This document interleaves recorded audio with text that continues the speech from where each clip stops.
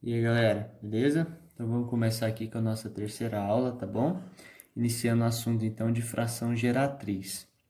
E o que seria essa fração geratriz? Bom, eu já falei isso para vocês sobre a questão de quando nós efetuamos a divisão entre dois números, sempre nós obtemos um resultado, que é chamado de quociente, né? Na aula anterior até, vou virar aqui rapidinho para vocês verem, nós fizemos a correção, né? Em que nós tínhamos 6 divisões e cada uma tinha um certo quociente, tinha quociente, resultado da divisão, que dava um decimal exato, e tinha aquelas divisões que davam dízimas periódicas, tá? A gente não chegou a falar quando isso acontece, né?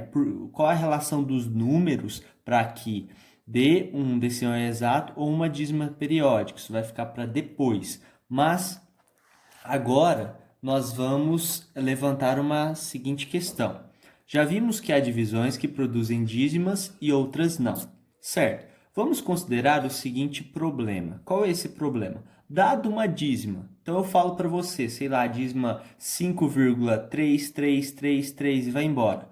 Qual é a fração, ou seja, a divisão, cujo quociente é igual a ela? Ou seja, pega uma dízima igual essa aqui, ó, 1,4444. Eu estou perguntando o seguinte, ó, ela é igual a uma divisão, vocês concordam? Então, qual é o número que eu tenho que colocar aqui no dividendo? É, e qual o número que eu tenho que colocar aqui no divisor, de tal forma que quando eu dividir esse número aqui de cima pelo número aqui de baixo, o resultado será 1,444 e aí vai. Esse é o nosso problema, né? Como determinar esses números? E vai passar justamente por essa questão de fração geratriz. A fração geratriz é a fração, é a divisão que, quando eu efetuo a divisão do numerador pelo denominador, o resultado é a dízima que eu tenho, tá bom? Então, olha só, para vocês encontrar essa fração geratriz, nós vamos, né, passar por algum passo a passo. Nós devemos seguir o seguinte passo a passo. Eu vou mostrar aqui depois, né, como nós vamos calcular essa fração geratriz para essa dízima. Mas, ó, o passo a passo é esse. A primeira coisa é escrever uma equação. Que equação é essa? Você vai chamar de x igual à dízima que você tem. A dízima que eu peguei é essa, então eu coloquei ela aqui. Guilherme, e se em algum momento aqui seria 2x, 3x ou algo? Não, é sempre x igual à dízima que você tem. Se essa dízima fosse 2,121212, eu ia pôr x igual a 2,1212, vai embora.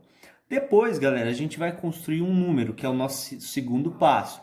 Determine o período da dízima e com esse número calcule 10 elevado a p. Por exemplo, vamos supor que se o período da dízima é 2, eu vou ter que calcular o número 10 elevado a 2. Se o período, por exemplo, é 1, eu vou calcular a potência 10 elevada a 1. Esse P que está aqui como expoente é período, tá? Lembra que expoente, ele te fala quantas vezes você está multiplicando a base por ela mesma. Não confundem, tá bom? Então vamos continuar.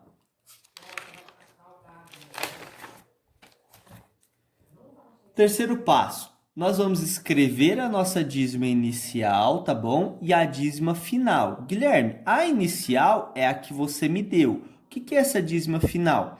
A final nada mais é o seguinte, a dízima final é igual à inicial multiplicada pelo resultado de 10 elevado a p.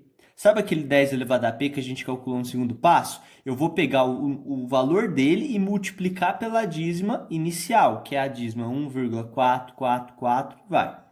E o último passo, pessoal, é subtraia uma dízima da outra e resolva a equação.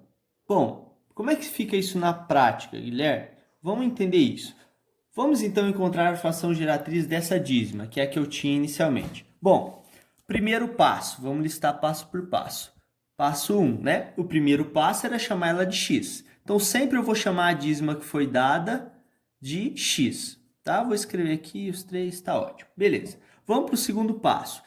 Bom, qual que é o período dessa dízima? O período é, Quantos números eu estou usando para formar o padrão de repetição? Só o algarismo 4, então eu tenho o período 1. Só que eu não tenho que calcular o número 10 elevado a p. Então, ó, calcule 10 elevado a p.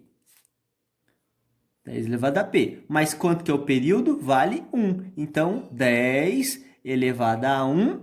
Bom, eu estou multiplicando 10 por quantas vezes ele mesma? Só uma. Então, vai ficar resultado 10, tá bom?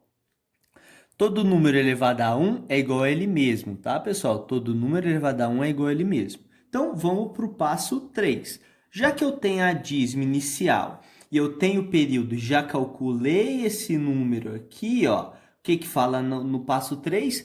Escreva a dízima inicial. Qual que é a dízima inicial? A dízima inicial é x igual a 1,444, vai embora. E a dízima final? Só que quem que é a final? Ela é igual a inicial multiplicada pelo resultado de 10 elevado a p. Quanto que deu 10 elevado a p? Deu 10. Então, galera, se o resultado é 10, eu vou pegar esse 10 e vou multiplicar essa dízima inicial. Mas vocês concordam que se eu multiplicar esse número, eu não tenho que também multiplicar o x? Afinal, se x é igual a isso daqui, se eu multiplico isso por 10, automaticamente eu multiplico isso por 10. 10 vezes x, 10x, igual, não muda nada. Agora, eu vou multiplicar essa dízima por 10. Galera, o que acontece quando nós multiplicamos 10, 100 ou 1000? Basta deslocar a vírgula. Um zero, uma vírgula. Jogando essa vírgula uma casa para cá, vai ficar o quê? Vou copiar de novo. X igual a 1,444 vai embora. Vou até passar um risco aqui, ó, porque a gente vai escrever a mesma coisa aqui embaixo, só que resumida. E aqui vai ficar 10x igual a 14,444 e vai embora. Certo, galera? Multipliquei por 10, a vírgula caiu uma casa para cá, fica 14,444. Lembra que são infinitas casas. Beleza, ó. Já escrevi a dízima inicial, essa é a minha dízima inicial, essa é a minha dízima final. Perceba que eu tenho que escrever duas equações. Mas e agora, Guilherme? Subtraia uma dízima da outra e resolva a equação. O que é subtrair? Tirar, não é verdade? Então, eu vou tirar uma dízima da outra. Guilherme, como que eu faço isso? Não entendi. Olha só. Pega sempre a de baixo, que é a final, e tira a de cima. Então, ó, eu vou pegar a final. Qual que é a final? De um dos lados. 10x. O que eu tenho que fazer? Subtrair a de cima. Lá em cima eu tenho quantos x? Só um. Olha o sinal de subtração aqui. Então, eu peguei a final e tirei a inicial, certo? Já que eu tirei um lado, eu tenho que tirar o outro. Então, eu vou pegar esse número aqui, que é a dízima final, 14,444 vai embora. E vou tirar quem? A inicial, 1,444 vai embora. Agora, uma magia, galera. Pensa no após a vírgula. Pensa assim, ó, que você tem R$ 3,20 e deve R$ 2,20. Concorda que esse após a vírgula não é igual? Então, quando você tira um do outro, eles se cancelam. Então, essas infinitas casas aqui, ó, vão sendo canceladas. Afinal, um número é positivo e o outro é negativo. Vai sobrar só a parte inteira. Ou seja, 10x menos x é o quê? 14 menos 1. Tá vendo? Sobra sempre a parte inteira, 14 e o 1. Agora, o que está escrito aqui? Que eu falei? Depois que subtrair uma dízima da outra, resolva a equação. E vocês sabem resolver a equação. Eu tenho que descobrir o valor do x. 10x menos x, 9x. 14 menos 1, 13. Para resolver a equação, eu tenho que isolar o x. Se o 9 está multiplicando, passa dividindo. Lembra da operação inversa. Tá aqui, galera, ó. Quer dizer que se eu pegar o 13 e dividir por 9, adivinha quanto vai dar? Opa. Adivinha quanto vai dar? 1,444, vai embora. Então, os números em questão era o 13 aqui no numerador e o 9 no denominador. Se eu fizer a divisão, faço aí no cantinho a divisão. Vocês vão ver que vai dar exatamente esse número aqui, tá bom? Por hoje é isso, galera. Refaçam esse passo a passo que eu fiz, tá? E depois eu vou postar alguns exercícios para vocês fazerem.